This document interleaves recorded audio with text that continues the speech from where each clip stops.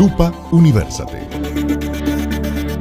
Cada 16 de septiembre y desde 1995 se conmemora el Día Internacional de la Preservación de la Capa de Ozono, fecha instituida para recordar la aprobación y puesta en marcha del Protocolo de Montreal, acuerdo a través del cual gobiernos y actores sociales de todo el mundo se comprometieron a reducir la emisión de sustancias que agotan la franja gasífera que protege a la Tierra de los efectos nocivos de los rayos ultravioleta.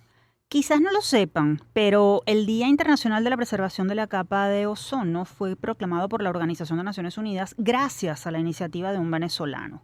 Hablamos del ecologista tachirense Eric Quiroga, quien cuenta con más de 40 años de trayectoria ambientalista. En la línea telefónica tenemos a Quiroga, con quien queremos hablar del valor que han tenido la declaratoria de esta fecha y la cooperación internacional en la protección de la capa de ozono, así como de los desafíos que siguen pendientes en cuanto a la lucha contra el cambio climático. Señor Quiroga, gracias por atendernos. Bienvenido a este programa, Universate. Bueno, muchas gracias por la oportunidad que me brindan, ¿no?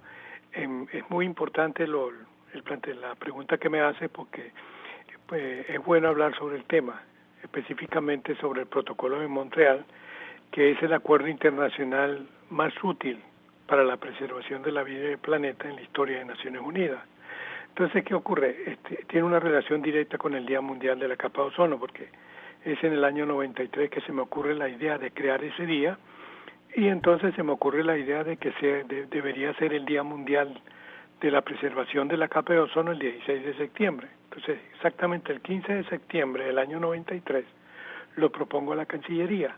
La Cancillería venezolana lo gestiona con un gran éxito, tanto así que el 12 de diciembre del año 1994 la Asamblea General de las Naciones Unidas aclama la resolución que promueve la celebración del Día Internacional de la Capa de Ozono cada 16 de septiembre.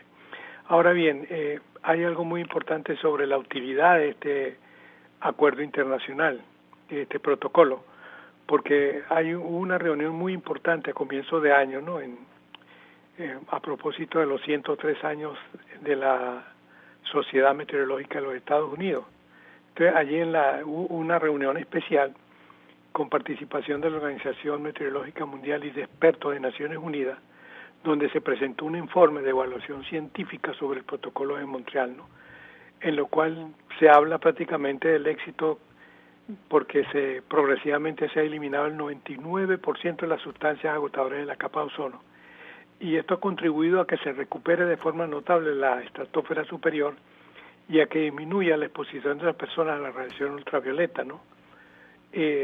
Lo que ayuda también a evitar 0.5 grados de calentamiento global. Incluso se llega a una conclusión científica que si se mantienen las políticas actuales del Protocolo de Montreal, que incluye los plazos para la eliminación de las sustancias agotadoras en la capa de ozono, se espera que la capa de ozono recupere los valores de 1980. Esto es antes de que se formara el famoso agujero de la capa de ozono, que en verdad no es un agujero, sino es un adelgazamiento de la capa de ozono sobre el continente antártico. Entonces se calcula que aproximadamente en el año 2066, sobre el continente antártico, se va a recuperar la capa de ozono. En el 2045 será en el Ártico y en el 2040 en el resto del planeta. Señor Quiroga, aunque efectivamente ha habido avances, aún pareciera que no hay una plena conciencia de la importancia de preservar el ambiente. ¿Qué falta por hacer o qué se debe mejorar para que gobiernos y actores sociales ejecuten acciones que garanticen el futuro para las próximas generaciones? Bueno, ahí es lo siguiente. Por supuesto que el problema de la capa de ozono, aunque hubo un éxito que es lo único desde en la historia de Naciones Unidas, el único convenio que se puede mostrar con éxito es ese. El resto, ninguno ha dado logros. Logros así como para decir que se ha logrado un éxito en cual o tal problema ambiental que afecte en sí a la misma calidad de vida de la humanidad. Entonces, ahí hay un problema, por lo menos la capa de ozono se está recuperando, pero resulta que entonces el problema del cambio climático con el calentamiento global produce un ciclo de sequías muy intenso. A su vez, eso produce lo que se ha llamado los incendios forestales históricos, por lo menos en Australia y permanentemente en la Amazonía brasilera, y también en los bosques que poco se habla, que se han desaparecido y siguen desapareciendo en el Ártico, tanto en la Unión Soviética, en Rusia, en Canadá y Alaska, toda la región del Ártica, pues, donde hay bosques. Entonces, ¿qué pasa con esto? Bueno, científicamente en el año 2021 se demostró que el humo, ¿verdad?, producido por los incendios forestales destruye la capa de ozono. Es más, ese año, en el año 2020, el año de la pandemia, que el mundo celebraba todo el mundo, de que se había parado la producción industrial, de que se podía ver la luna en Nueva Delhi y en Shanghái, que era una de las ciudades más contaminadas del planeta, en México o en Sao Paulo o en Santiago de Chile. ¿Qué pasó? Se produjo el mayor deterioro de la capa de ozono como consecuencia de los incendios forestales, especialmente de Australia. ¿Qué ocurre con esto? Bueno, pasa lo siguiente. En el hemisferio norte se formó un agujero de la capa de ozono en el Ártico, específicamente en marzo de ese año, que llegó a 1.200.000 kilómetros cuadrados, el más grande en toda su historia. Se han formado nada más sino en 2 oportunidades, pero este fue el de mayor extensión. Y lo que es peor, en el hemisferio sur se formó el agujero, el famoso agujero sobre el continente antártico, que tuvo una extensión de 24 millones de kilómetros cuadrados, y aparte de eso fue el que duró más tiempo, el de mayor permanencia, y el más profundo de todos. Entonces, ese es el problema, que por un lado el protocolo de Montreal funciona, pero el cambio climático afecta, ¿verdad?, y deteriora en parte la capa de ozono. Tampoco hay que olvidarse de un problema, el problema del la extrema contaminación, que es parte que incide en el calentamiento global y acelera el calentamiento global, y eso hace que se produzca el efecto invernadero.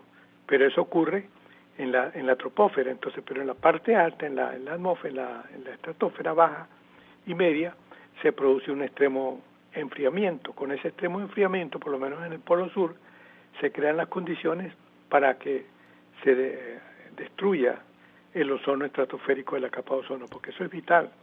Allí se forma en lo que es en la primavera austral, y en invierno y en la primavera austral del hemisferio sur se forma lo que se llama un vórtice antártico, que es algo así como se cierra el Polo Sur con una gran velocidad, como un gran huracán de 5 millones de kilómetros de diámetro, y sobre allí se forman lo que se llaman las nubes estratosféricas.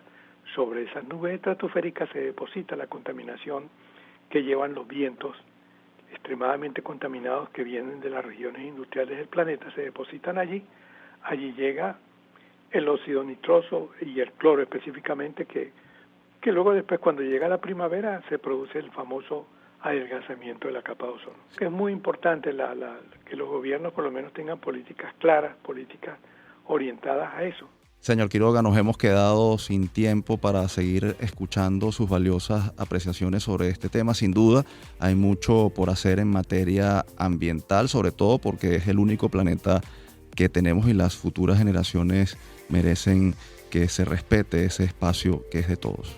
Gracias por acompañarnos. No, gracias a ustedes. Gracias. Teníamos en la línea telefónica a Eric Quiroga, ambientalista venezolano y promotor del Día Internacional de la Preservación de la Capa de Ozono.